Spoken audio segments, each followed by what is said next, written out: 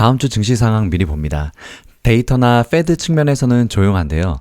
주목할 만한 경제 데이터로는 수요일 22일인 컨퍼런스 보드의 12월 경기 선행 지수가 나오고 금요일 24일에는 12월 기존 주택 판매가 발표됩니다. 또 페드는 오는 28일 열리는 연방공개시장위원회 FOMC를 앞두고 블랙아웃 기간에 들어갑니다.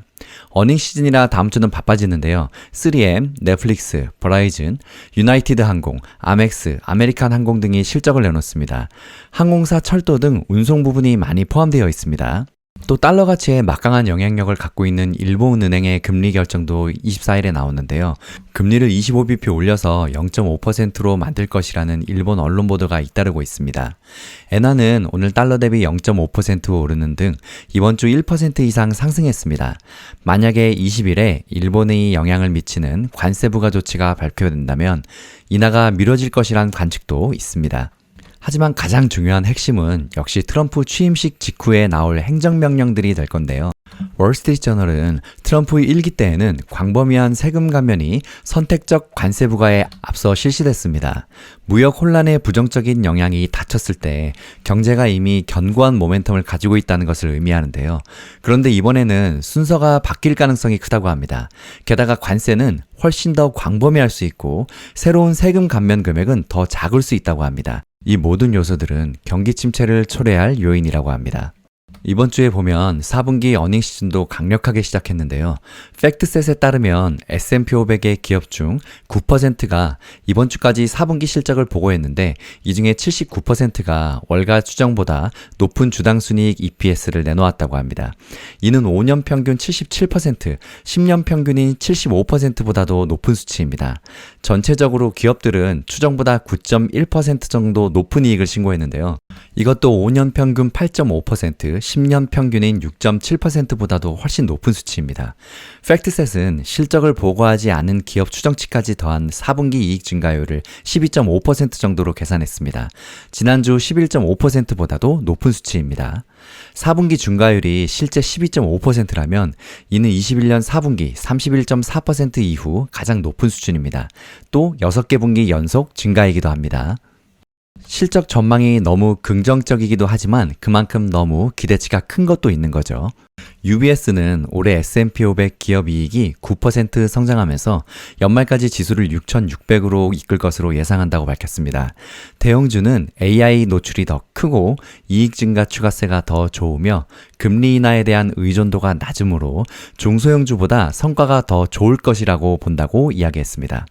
업종별로는 IT, 기술, 금융, 유틸리티, 통신 서비스, 임의 소비재를 선호한다고 밝혔습니다. 그러니까 한마디로 다 선호한다는 이야기죠. 또한 새 대통령이 취임하고 나면 증시가 오른다는 분석도 나왔는데요.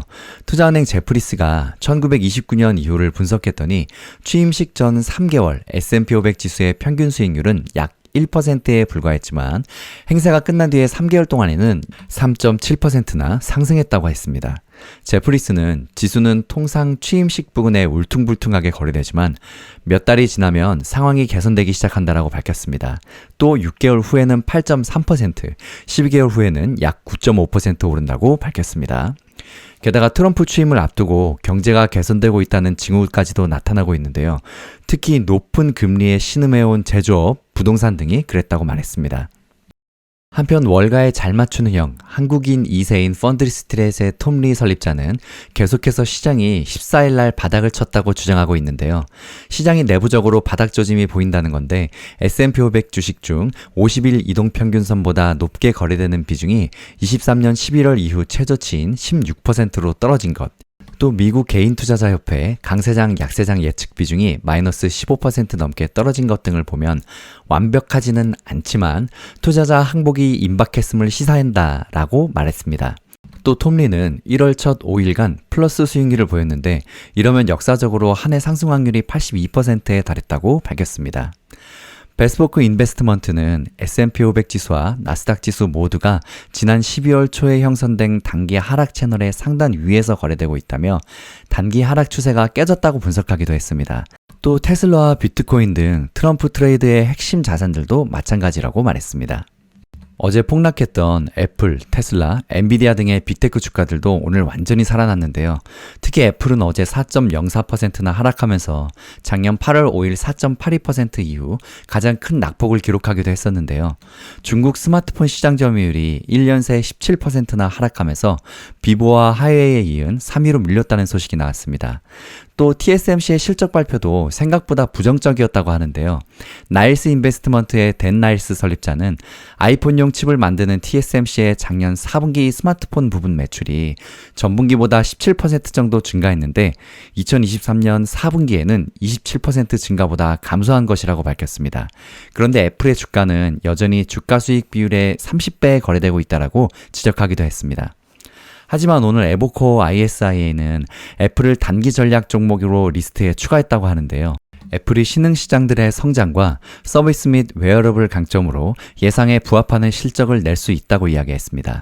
에보코어는 중국은 여전히 핵심 와일드카드지만 화웨이가 충분한 스마트폰 칩을 확보해 어려움이 겪고 있다는 보도가 나왔다며 이는 애플에 유리하게 적용할 것이라고 밝혔습니다. 또 애플은 3월에 새로운 SE 모델을 공개할 것으로 보이며 이는 6월 분기 추정치를 더 높일 가능성이 크다고, 투자자 관심이 새로운 폼팩터로 알려진 아이폰 17로 옮겨가고 우려보다 나은 중국 매출 이야기가 점진적으로 주가에 긍정적인 영향을 미칠 것이라고 에버코어 ISI는 내다보고 있습니다.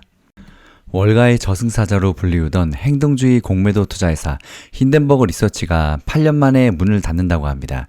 현지 시간 16일 파이낸셜 타임즈 등 외신에 따르면 네이선 앤더슨 힌덴버그 창업자는 성명을 통해서 사업 해체 계획을 밝혔습니다. 그는 나는 지난 8년간을 대부분 싸우거나 다음 싸움을 준비하는 데 보냈다며 사업 운영 과정에서 극심한 압박감을 느꼈다고 털어놨습니다.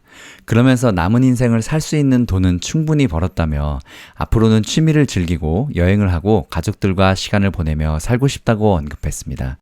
또 앞으로는 인덱스 펀드처럼 스트레스가 적은 상품에 투자할 계획이라고도 덧붙였습니다. 2017년 앤더슨이 세운 힌덴버그는 주가 하락에 베팅하는 공매도 투자로 이름을 알렸는데요. 행동주의를 표방해서 투자 대상 기업을 꼼꼼히 분석한 뒤에 경영부실이나 부정행위 의혹 등을 폭로해서 주가를 끌어내려 이익을 얻는 방식을 썼습니다. 힌덴버그가 공매도 저승사자로 이름을 얻게 된 건 2020년 9월 당시 테슬라 대항마로 불렸던 니콜라의 사기 의혹을 폭로해서 대박을 터뜨린 건데요.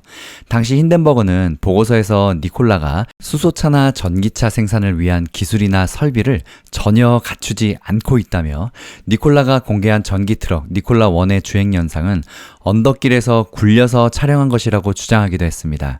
시장은 그때 즉각 반응했고 힌덴버그의 주장은 사실로 드러났는데요. 니콜라 창업주인 트레버 밀턴은 CEO에서 물러났고 사기 혐의로 유죄 판결을 받았습니다. 한때 시총이 300억 달러를 넘었던 니콜라는 상장 폐지 위기에 몰리기도 했었고요. 니콜라 시총은 현재 1억 달러 수준입니다. 힌덴버그는 그 밖에도 기업 사냥꾼으로 유명한 칼 아이칸의 아이칸 엔터프라이즈의 기업 가치를 부풀리기를 폭로하고 인도 대기업인 아다니 그룹의 회계 부정을 지적해서 주가 급락을 이끌어냈습니다. 월스트리트저널에 따르면 힌덴버그 보고서 발표 이후 IEP의 주가는 82%, 아다니 그룹의 주가는 30% 떨어진 상태입니다. 최근에서는 국내에서도 잘 알려진 슈퍼마이크로의 주가 폭락을 이끌기도 했었습니다. 힌덴버그의 성공은 지난 10년 동안 강세장과 인덱스 펀드의 성장으로 짐 차노스 같은 유명 공매도 투자자들이 몰락한 가운데 이뤄진 것이라 더 눈에 띈다고 외신들은 평가하기도 했는데요. 빌 에크먼이나 다니엘 로브 같은 유명 헤지펀드 매니저들도 최근 몇 년 동안 공개적으로 공매도를 꺼려오기도 했었습니다. 증시 브리핑은 이것으로 마칩니다. 다음 영상은 힐링 여행자님의 영상으로 이어집니다. 힐링 가족 여러분, 행복한 주말 보내세요. 성공투자 파이팅!